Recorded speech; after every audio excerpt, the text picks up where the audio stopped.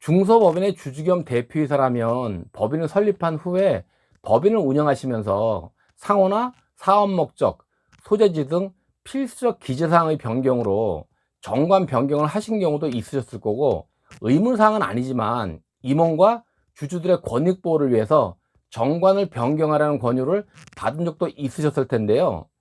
필수적 기재사항의 변경은 의무사항이니까 당연히 변경해야 하지만, 그 외의 사항은 정관 변경을 해야 하나?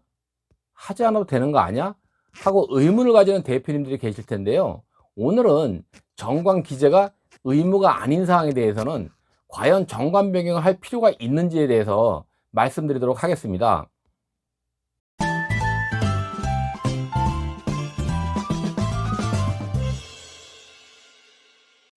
안녕하세요. 이성윤의 중소기업 컨설팅입니다. 법인 설립 등기 시 필수적으로 작성해야 하는 정관은 법인의 설립 절차 가운데 핵심 사항 중에 하나로, 법인의 조직과 활동에 대한 근본적인 규칙을 정한 문서입니다. 따라서 정관이 없는 법인은 없습니다. 정관이 없으면 설립 등기 자체가 안 되니까요. 그런데 정관을 작성하는 데 있어서 그 기재사항을 보면 의무적으로 반드시 기재해야 하는 필수적 기재사항, 즉 절대적 기재사항이 있고, 기재할 의무는 없지만 필요에 따라서 기재할 수 있는 상대적 기재사항과 임의적 기재사항이 있습니다.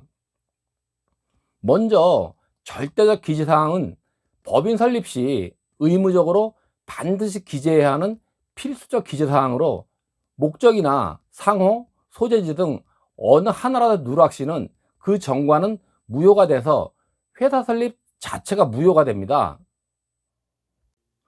상대적 기재사항은 정관의 기재가 누락되더라도 정관의 효력에는 영향이 없지만, 해당 내용이 구속력을 가지기 위해서는 정관에 기재되어야 하는 사항입니다. 따라서 정관에 기재되지 않으면 그 사항 자체가 효력을 가질 수가 없습니다. 상대적 기재사항에는 변태 설립사항과 그 밖에 상대적 기재사항 등이 있습니다. 임의적 기재사항은 정관에 기재되어야만 효력이 생기는 것은 아니지만, 그 내용을 기재하면 기재한 내용대로 효력이 발생하는 사항입니다. 따라서 주식회사의 본질이나 강행법규와 사회질서에 위반하지 않는 범위에서 회사 운영에 대한 사항을 정관에 기재하면 그 효력이 발생합니다. 방금 말씀드렸듯이 절대적 기재사항은 법인 설립 시에 기재되지 않으면 정관 자체가 무효이기 때문에 절대적 기재사항의 변경 시에는 당연히 정관 변경을 할 수밖에 없을 텐데요. 문제는 상대적 기재사항과 임의적 기재사항, 그 중에서도 임원과 주주의 권익 보호를 위한 내용인 임의적 기재사항의 기재를 위해서 정관 변경을 할 필요가 있느냐 하는 것입니다. 법인이 최초 설립 시 작성하는 정관은 법인 설립이 목적이기 때문에 절대적 기재사항을 중심으로 정관이 작성되는 경우가 일반적입니다. 통상 원시정관이라고 합니다. 이 원시정관에는 기본적인 법인의 조직과 활동에 대한 사항은 포함되어 있지만, 법인을 설립한 주주들과 법인을 운영하는 대표이사를 비롯한 임원들의 권익에 대해서는 제대로 기재되어 있지 않습니다. 따라서 안 바꿔도 된다, 나중에 바꿔도 된다 라는 일부 기장세무사 말만 믿고 그대로 원시정관을 보관하고 있다가는 법인을 운영하는 데는 지장이 없을지는 모르겠지만, 임원의 보수, 임원의 퇴직금, 배당 등을 통한 미처분 이익 이용의 환원 등에 있어서는 세금적으로 상당한 불이익을 볼 수밖에 없습니다. 왜냐하면 정관에 해당 내용이 명문화되어 있느냐 여부에 따라서 세무당국에서 인정을 해주냐 안 해주냐의 문제가 걸려있기 때문입니다. 예를 들어 보면, 먼저 상법상 임원, 즉 이사나 감사는 민법의 위임 규정을 따르도록 되어 있습니다. 근로자가 아니기 때문에 근로기준법이나 근로자 퇴직급 보장법 적용 대상이 아닌 계약 당사자 간의 합의에 의해서 법인과 위임 관계를 결정토록 되어 있다는 건데요. 따라서 원칙적으로는 임원은 법인에 대해서 무보수가 원칙입니다. 뭐 그런 게 다 있어 하실지 모르겠지만, 법적으로는 그렇다는 거고요. 임기도 통상 3년으로서 매 3년마다 재계약, 즉 재선임토록 되어 있습니다. 그래서 3년마다 임원 중임립기를 하는 겁니다. 그런데 우리나라 중소기업 대부분은 주주와 대표이사가 동일인이다 보니까 법무사한테 의뢰해서 형식적으로 서류상으로만 주주총회를 하니까 과태료 안 내기 위해서 하시는 것으로 알고 계시겠지만요. 따라서 원칙적으로는 임원은 법인에 대해서 무보수가 원칙이기 때문에 임원에게 급여를 지급하기 위해서는 정관에 임원의 보수 한도 및 보수 규정을 명문화할 필요가 있습니다. 세법에는 임원의 보수와 관련된 내용은 없고 상법 제 388조에서 임원의 보수를 정관이나 주주총회 결의로 정하도록 규정하고 있습니다. 따라서 임원의 보수에 대해서는 주주총회의 결의를 거친 정관에 보수 한도를 명기하고 임원 보수 규정을 신설해 두어야 합니다. 좀 전에 세법에는 임원의 보수와 관련된 내용이 없다고 말씀드렸는데요. 법인세법 시행령 제43조와 44조에서는 임원의 상여금과 퇴직금에 대한 송금 산입 여부에 대한 규정은 두고 있습니다. 세법 특성상 뭘 해주기 위한 적극적인 조항이 아니라 비용을 인정해주니 안 해주니 하는 소극적 조항인데요. 43조를 보면 임원에게 정관, 주주총회, 사원총회 또는 이사회의 결의에 의해서 결정된 기준을 초과해서 상여금을 지급한 경우에는 그 초과 금액은 손금에 산입하지 않는다는 내용입니다. 무슨 말이냐면 상여금도 보수이기는 하지만 통상적으로 정해져 있는 급여와는 달리 상여금은 대표이사가 이익이 많이 났다고 마음대로 막 가져갈까봐 규정 없이 가져가는 것은 비용 처리를 안 해주겠다는 얘기인 겁니다. 소득세 외에 법인세도 부과하겠다는 내용인 거죠. 따라서 임원의 보수는 급여뿐 아니라 상여금까지 정관의 임원 보수 규정이나 상여금 지급 규정 등을 통해서 지급 기준 등에 관한 사항을 명문화할 필요가 있다는 겁니다. 그리고 법인세법 시행령 44조에서는 임원의 퇴직금 손금 불산입 규정을 두고 있습니다.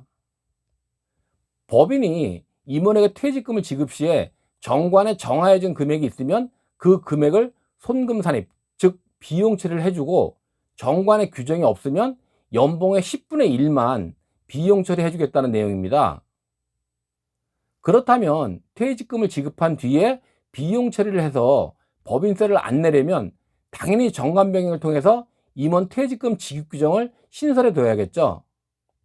더군다나 법인세뿐 아니라 임원의 퇴직금에 대해서는 퇴직소득으로 인정받아야 근로소득세보다 세금이 적은 퇴직소득세를 내고 건강보험료도 안 낼 수가 있기 때문에 정관 변경은 무엇보다 중요합니다.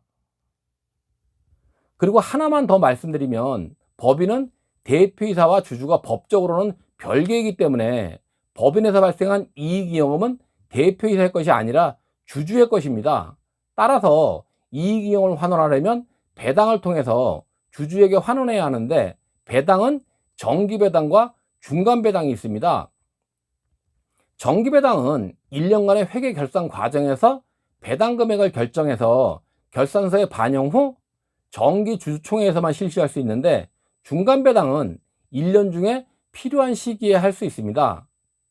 그런데 이 중간배당도 정관의 규정이 없으면 인정을 받지 못합니다. 상법 제462조의 3에서는 중간배당에 대해서 정관으로 정할 수 있도록 규정하고 있습니다. 만약 정관에 중간배당에 관한 내용을 명문화하지 않은 상태에서 중간배당을 할 경우에는 해당 금액에 대해서 세무당국에서는 가지급금으로 보기 때문에 주의하실 필요가 있습니다. 이상과 같이 몇 가지의 관계 법령의 예를 들어서 말씀드렸는데요. 대표이사를 비롯한 임원과 주주들의 권익을 제대로 보장받고 세금적으로 불이익을 보지 않기 위해서는 정관 변경을 통해서 관련 근거를 명문화해 놓을 필요가 있습니다. 물론 매출도 적고 이익도 거의 없어서 대표이사의 급여도 샐러리맨 수준이고 법인세도 거의 안 내는 수준의 이익을 내는 법인의 경우에는 굳이 정관 변경을 하지 않아도 문제는 없습니다. 그리고 정관 변경 시 꼭 대표님께서 알아두셔야 할 사항은, 세무당국에서 과세 결정 시의 중요한 판단 기준은 해당 집행에 대한 근거이고, 그 근거는 요식행위입니다. 그 요식행위는 상법상의 절차를 제대로 지켜야만 합니다. 요즘은 세법상의 근거는 당연히 확인 대상이고, 정관상의 근거 확인 시에 상법상의 절차를 제대로 지켜서 정관 변경을 했는지도 확인 대상이 되고 있습니다. 만약 상법상의 절차를 준수하지 않았을 경우에는 절차상의 하자를 이유로 관련 규정에 적법성을 인정받지 못해서 세무적인 불이익을 받을 수도 있습니다. 따라서 정관 변경 시에는 상법상의 절차를 제대로 준수해서 주주총회 소집 통지는 물론 주주총회 의사록 등의 관련 서류를 제대로 보관하고 있어야만 합니다. 마무리하면, 법인을 운영한다면 정관의 절대적 기재사항 외에 상대적 임의적 기재사항도 임원과 주주들의 권익을 보호하고 세무적인 불이익을 받지 않도록 하기 위해서 정관 변경은 반드시 필요하다는 것이고요. 간혹 대표님들 중에서는 정관을 바꾸긴 바꿔야 하는데 나중에 바꾸지 뭐 하는 대표님들이 계신데요. 정관 변경 사항이 세무당국으로부터 인정을 받기 위해서는 말씀드렸던 상법상의 절차 준수는 물론이고, 해당 정관이 일반적, 계속적, 반복적으로 적용되어 온 규정이어야만 합니다. 이 말은 정관이 대표이사와 대표이사의 특수관계 임원뿐 아니라 불특정 다수 임원에게도 적용되어야 한다는 것이고요. 퇴직 예정 시점에 몇 년 전이 아닌 퇴직 예정 훨씬 전에 정관 변경 후 퇴직 시까지 지속적으로 변경된 정관 내용을 유지하고 있어야 한다는 것입니다. 그래야 세무당국이 대표이사가 자기만 챙겨가라고 정관을 바꿨구나 하는 인식을 하지 않을 것이기 때문입니다. 또한 임원 퇴직금 지급 규정 외에 자기주식 관련 조항, 임원 보수 규정, 임원 유족보상금 지급 규정, 배당 관련 조항 등의 사항들은 법인의 운영기간 중에도 지속적으로 적용되어야 하는 부분이기 때문에 정관 변경을 미뤄서 세무적으로나 실질적으로 불이익을 볼 필요는 없겠죠. 좀 더 자세히 알고 싶으시면 아래에 남겨드린 블로그에 들어가서 보셔도 되고요. 궁금하시거나 요청할 사항이 있으시면 댓글 남겨주십시오. 좋아요와 구독 신청도 꼭 부탁드리겠습니다. 다음 시간에는 정관 변경을 해둔 덕에 회사 운영에 문제가 없었던 사례를 말씀드리도록 하겠습니다. 다음 시간에 뵙겠습니다. 감사합니다.